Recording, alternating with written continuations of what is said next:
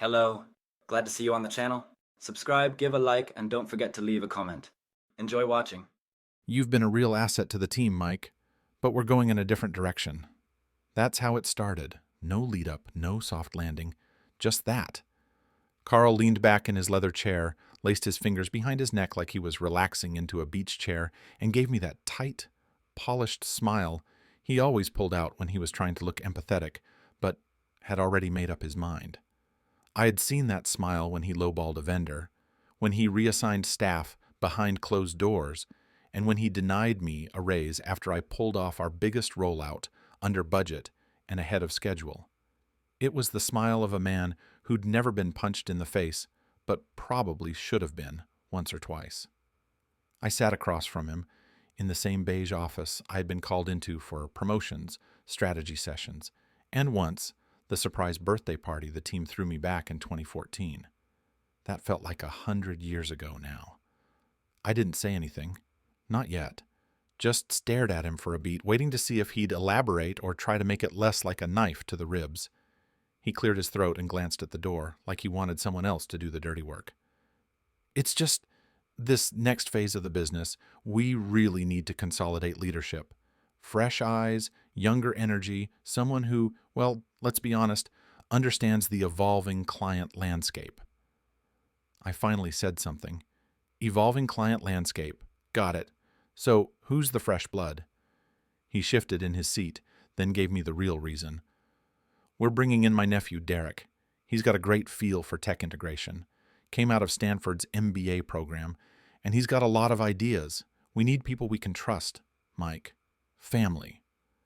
That's when the buzzing started in my ears. Not rage, at least not yet, but that cold, surreal stillness you feel when something absurd is happening right in front of you, and you're still waiting for the punchline.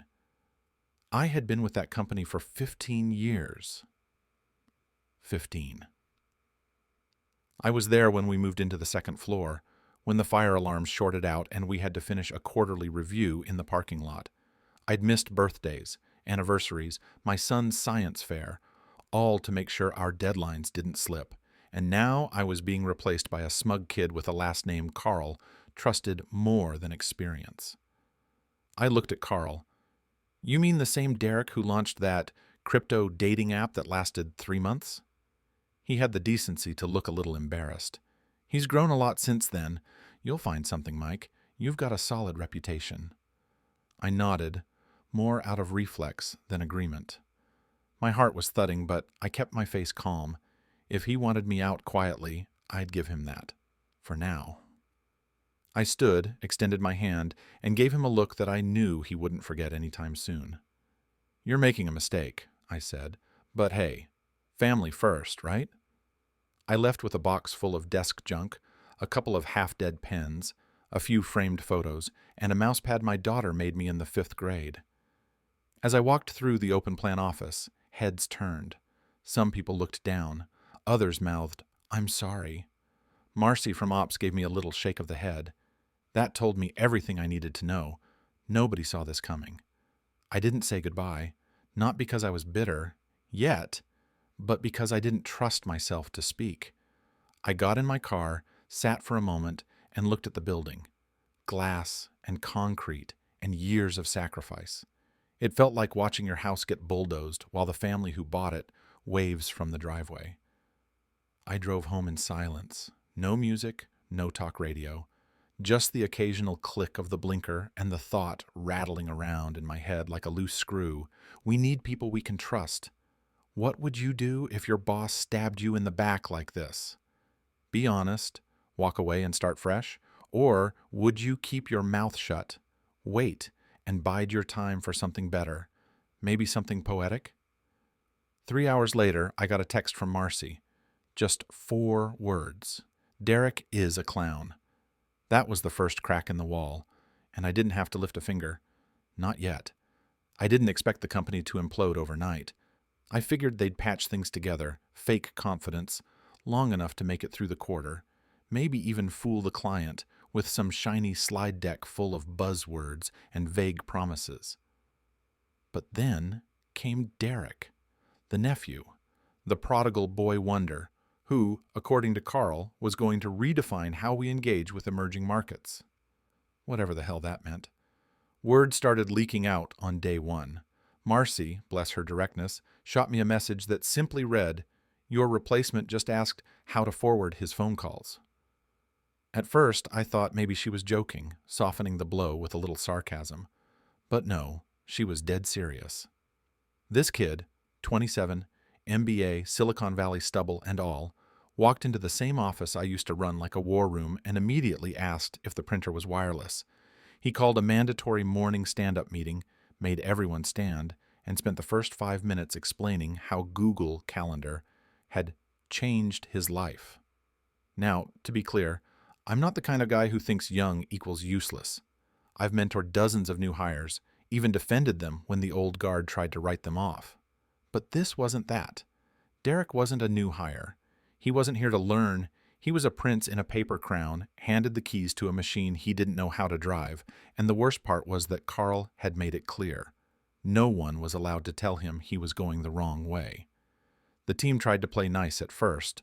They're professionals, most of them with 10-plus years under their belts. But when Derek started rewriting the core pitch materials I had spent months developing, removing actual financial data and replacing it with phrases like maximize monetization momentum, the cracks got louder. He misused jargon like it was seasoning, throwing in terms he'd heard at conferences without a clue how to implement any of them. He started color-coding files by vibe. That's a quote. Red for aggressive proposals, blue for relaxed brand conversations, yellow for playful synergy. I couldn't make that up if I tried. Meanwhile, Carl was doing what he does best, floating above the chaos like it was a storm below his penthouse. He sent out an all-staff email praising Derek's innovative leadership instincts and encouraged everyone to lean into the learning curve. Translation: smile and pretend this isn't a disaster in slow motion. People were grumbling, quietly at first, but soon the murmurs became whispers, and the whispers started making their way into my inbox. One guy, Raj from Data Analytics, wrote, he asked me to build a dashboard that tracks how clients feel emotionally about quarterly performance. What does that even mean? Marcy said morale had tanked after Derek restructured the team into pods and assigned people to random project groups based on zodiac signs. He thought it was fresh and non-linear. Carl called it creative management. I called it the beginning of the end. I wasn't bitter, at least not in the way people expect. I didn't want my old job back, not after being tossed out like expired milk. But I had built that client relationship from the ground up. I had sat in conference rooms for hours, worked weekends, missed Little League games, and calmed panicked execs during outages. Watching Derek fumble that account felt like watching someone set fire to a house I helped build, then pretend the smoke was part of the design. A week after my exit, I got an email. Marcy had forwarded me a file, Derek's first client pitch deck. I opened it and stared for a full minute. It was a mess, visually cluttered, full of typos, and somehow he'd used a font that looked like comic book lettering. But the real kicker, he'd included a slide labeled Strategic Roadmap, and under it were just 3 bullet points. Win trust, be authentic, and go big. No timelines, no budgets, no deliverables. Just that. It looked like the notes of a freshman marketing student who'd slept through half the semester and then decided to wing the final. I stared at that slide for a while, not out of anger, but something deeper, something like awe. I couldn't believe Carl had traded competence for confidence, experience for convenience. He'd handed over millions in contracts to a guy who thought a soft launch meant being polite. That night, I poured a drink and sat on the back porch, staring into the dark. I didn't feel vindicated yet. Not really. But I could feel the wind shifting. Because here's the thing about business. When it breaks, it rarely makes a sound at first. But when it crashes, it happens fast. And from the outside, you can hear everything. 3 days after I walked out of that building for the last time, 3 days of letting the anger simmer in the background like a low-burning stove, I got a phone call that started everything. It wasn't a number I recognized, but it had that familiar area code, the one I associated with red-eye flights, steak dinners where no one eats half their plate, and conference rooms where strategy decks lived and died in real time. I let it ring once, twice, and by the third I answered, not because I was curious, but because some part of me already knew who it had to be. Mike? Hey, it's Martin Alvarez, Syntax Global. You got a sec? Now, for context, Martin was not the type to call without scheduling something 2 weeks out through his assistant, and then confirming via email and calendar invite. He was old-school corporate, sharp suits, tighter language, the kind of guy who could shake your hand and let you know you were either about to make $1 million or get pushed off a ledge. I hadn't heard from him since our last QBR, where he'd praised our handling of the compliance migration and even floated the idea of bringing in more of their West Coast portfolio under our umbrella. So, when he called me directly, I sat up a little straighter and told him, as evenly as I could manage, that yes, I had a moment. He didn't waste time. I heard from Carl that you're no longer with the company. That came as, well, a surprise. The pause he left hanging wasn't an accident. It was bait. I could have unloaded. I could have told him the whole ridiculous story, every idiotic detail about Derek and his Zodiac-based team pods, the buzzwords, the tone-deaf restructuring, the slow bleed of competence out of every corner of the company. But I didn't. Partly because I still had enough professionalism not to burn the building down while I was standing outside it, but mostly because I knew, absolutely knew, that he was already starting to see the cracks himself. I'm taking some time to reassess, I said, using the kind of language you pick up after years of boardroom nonsense. 15 years is a long run. Thought it might be time to figure out what's next. Martin gave a polite laugh, but it didn't reach his voice. Sure. Well, listen, I don't want to step out of bounds here, but we've had some trouble understanding the new direction. Carl's nephew, Derek, I believe, he's been the point of contact on the continuity planning. Some of the materials we've received, they're a bit light on specifics. Now there it was, the opening, the professional way of saying, your boss replaced you with a clown, and now everything smells like gasoline. I kept my tone measured. Carl has a lot of faith in Derek. He's got some fresh ideas. Martin didn't laugh this time. He let a breath out slowly, and I heard the sound of paper rustling in the background, probably one of Derek's legendary decks. Maybe the one with the strategic roadmap that had all the strategic clarity of a Magic 8-ball. I'll be honest, Martin said. We're concerned.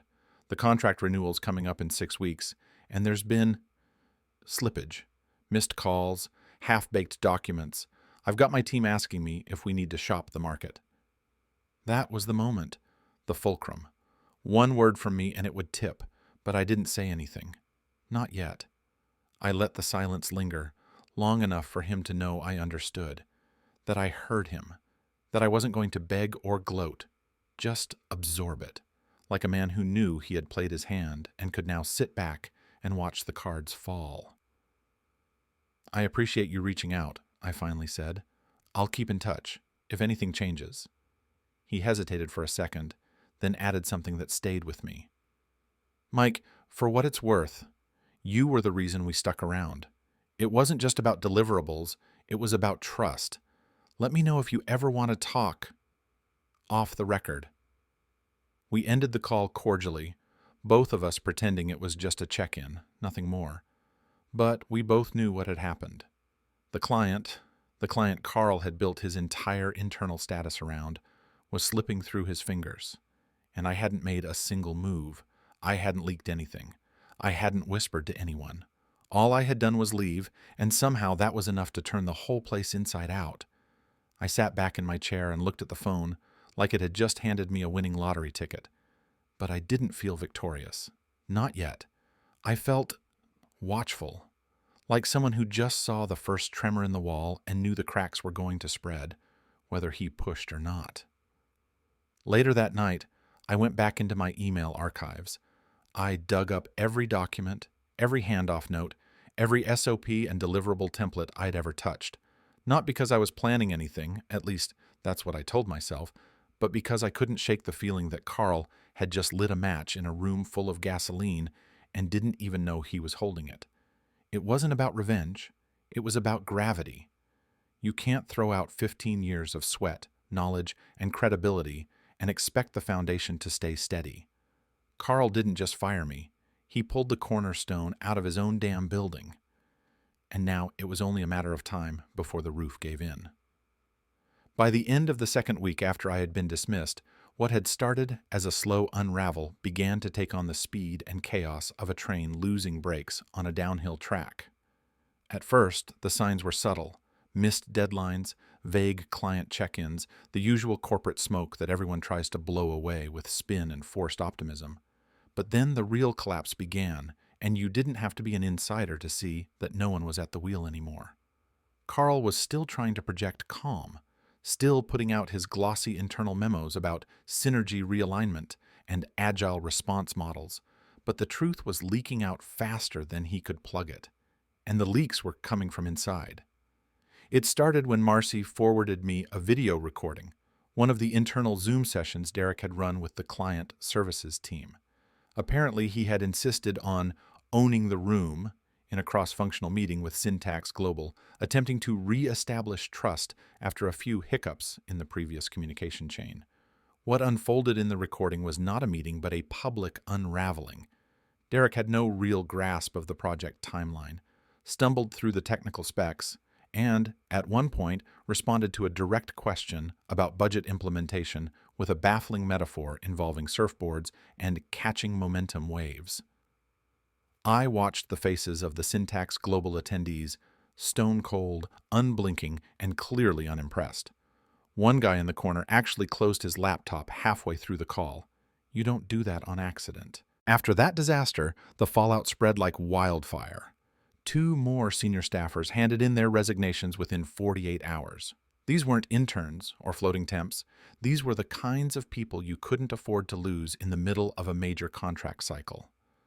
Carl tried to salvage it by bringing in a consultancy firm to streamline operational alignment, which was corporate speak for hiring strangers to tell your panicked staff how to do their jobs. Morale hit rock bottom. People weren't just disillusioned, they were afraid. Afraid the company was being steered by someone with no map, no compass, and no clue the iceberg was dead ahead. The best part? I didn't have to lift a finger. I just watched. I watched as Carl doubled down on loyalty to Derek, insisting that everyone support the new vision, even while clients started going silent and internal Slack threads began filling with cryptic memes and resignation countdowns. I got messages every day, screenshots, voice notes, summaries of blunders and ego trips. Derek had decided to rename all internal teams using Greek mythology because he believed it created epic synergy. Sales was now Team Apollo. Marketing became Team Athena. And the finance team, hilariously, got stuck with Team Hades. The irony was completely lost on him. And then came the turning point, the post that cracked everything open. I hadn't planned it as a move, not consciously. I had simply written what I felt and posted it to my personal LinkedIn. It was a short reflection, a kind of open-ended observation about leaving a place after years of loyalty and realizing that trust is earned, not inherited. I never mentioned names. I never cited details, but those who knew, knew. And among those who knew, apparently, was Martin Alvarez. When Martin liked that post, publicly no less, it sent Carl into a full-blown meltdown. I know this not because I saw it myself, but because Marcy, in her infinite wisdom, recorded the company-wide meeting that followed and sent me the audio. Carl tried to keep it composed, but anyone who's worked under a narcissist knows the sound of a man unraveling behind a smile. He barked about external influences, warned about loose lips and brand damage, and made vague references to disloyal actors, all while Derek sat next to him in a Patagonia vest, nodding solemnly like he was preparing for a TED Talk. But it was already too late. That same day, Syntax Global's procurement officer sent an internal notice to their department, flagged and forwarded to me by, you guessed it, Marcy. The notice read, put all renewals with Carl's company on hold pending internal review. It didn't say why, it didn't have to. When a client that size pauses a renewal process, the blood drains from every face in upper management. It's a shot across the bow, and Carl knew exactly what it meant. From that moment forward, it was damage control 24/7. Carl started calling emergency meetings. He reached out to former clients to vouch for Derek. He tried to schedule a new pitch session with Syntax, but the door was already halfway closed, and the only person who could have helped him pry it open again had left the building with a cardboard box and a clean conscience. I didn't feel triumphant. Not exactly. This wasn't some movie scene where the villain gets hauled away in handcuffs while the hero rides off into the sunset. It was quieter than that, slower, like watching someone ignore every warning sign and drive straight into a ditch they convinced themselves didn't exist. I had tried, over the years, to warn Carl about the dangers of ego, about the cost of ignoring your people in favor of your politics. He'd nodded politely, taken the praise when it suited him, and then walked straight back to doing things his way. Now, as the smoke began to rise and the windows started rattling, it was clear no one was really driving the thing anymore. And somewhere in that chaos, as clients hesitated and staff cleared their desks, I started to realize that what I had thought was a door closing might have actually been the start of something else, something bigger, something better. But first, I wanted to see just how far it would all fall. When the final shoe dropped, it didn't come with an explosion or a scandalous headline. It came wrapped in corporate language so carefully worded it almost made you forget it was a complete collapse.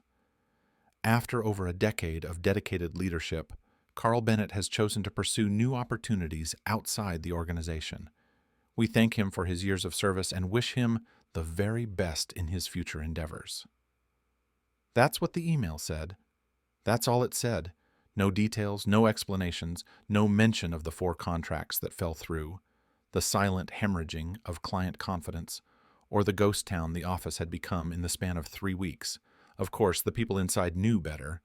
The ones who hadn't already jumped ship were either watching from a safe distance or packing their things in silence. There were no speeches, no farewell cakes, no HR-driven town halls with forced applause. Carl didn't even send out a goodbye message. He was gone before the end of the day, ushered out not by security, but by the unspoken acknowledgement that he had bet everything on the wrong man and lost more than just his job. He lost control. He lost the illusion that he was irreplaceable. Derek vanished even faster and with far less formality. The last anyone saw of him was during a Thursday morning Zoom call in which he announced that he was stepping back to reassess how his personal brand aligns with traditional corporate structures. That was his version of a resignation, followed by a social media blackout and a suspiciously silent deactivation of his LinkedIn profile. No public apologies, no acknowledgement of the mess he'd helped create. He walked away from the ashes without a single scratch, still convinced, I imagine, that none of this was his fault. Marcy sent me the final report, a PDF with stripped-down data showing the exact drop-off in performance metrics from the week I left to the week Carl did. The line wasn't a decline, it was a cliff. I stared at the page for a long time, not out of satisfaction or smugness, but because it was so obvious, so mathematically clean, that even someone with zero understanding of the business could see the cause and effect laid bare. What I had built, they had ruined. What they had assumed was disposable turned out to be foundational, and I didn't need to say a word to prove it. Martin reached out again the following Monday. This time, it wasn't a quiet call filled with questions or hesitation. It was a proposal. A straightforward consulting agreement, modest in tone, but generous in scope, with a simple offer: help clean up the mess, quietly, effectively, and without re-entering the politics that had poisoned everything the first time around. He was careful not to suggest I return to the same seat or to imply that this was some sort of victory lap. No, it was more like a nod between 2 men who understood the value of not pretending anymore. He didn't want flash, didn't want reinvention. He wanted results. I didn't say yes, at least not right away. I told him I'd think about it, which was true. After 15 years of being the guy who always stepped up, who always stayed late, who always answered the phone no matter what hour it rang, I needed to make sure that stepping back in, even with the freedom of being a consultant, wasn't just me falling back into old habits. Because what had happened wasn't just about betrayal, it was about what I had allowed to become normal.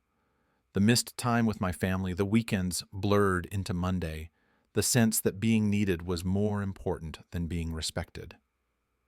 I walked past the old office that week, just once, just to see it.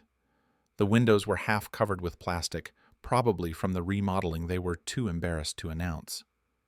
A few unfamiliar faces moved around inside, young and uncertain, filling space but not yet understanding what came before them. I didn't feel bitterness, exactly. If anything, I felt a strange sort of peace, like watching a house you used to live in get gutted and repainted. The bones were still there, but the spirit had moved on. I went home that night and sat at the kitchen table with my daughter, who was sketching something on a tablet. She looked up at me, completely unaware of the weight I'd been carrying, and asked if I was going back to the office again. I told her the truth. Not that one, not anymore. She just nodded and went back to drawing, and in that moment, it felt more final than any termination letter or resignation email ever could. Some people spend their whole lives climbing ladders, believing the next rung will finally bring them the recognition they've been killing themselves to earn. Others get smart, step off, and realize the ladder's been leaning against the wrong damn wall the whole time. I didn't burn the building down. I didn't leak files or sabotage systems. All I did was leave, quietly, cleanly, with my head held high, and then wait for the cracks to show. Carl lost everything because he forgot that trust isn't something you inherit.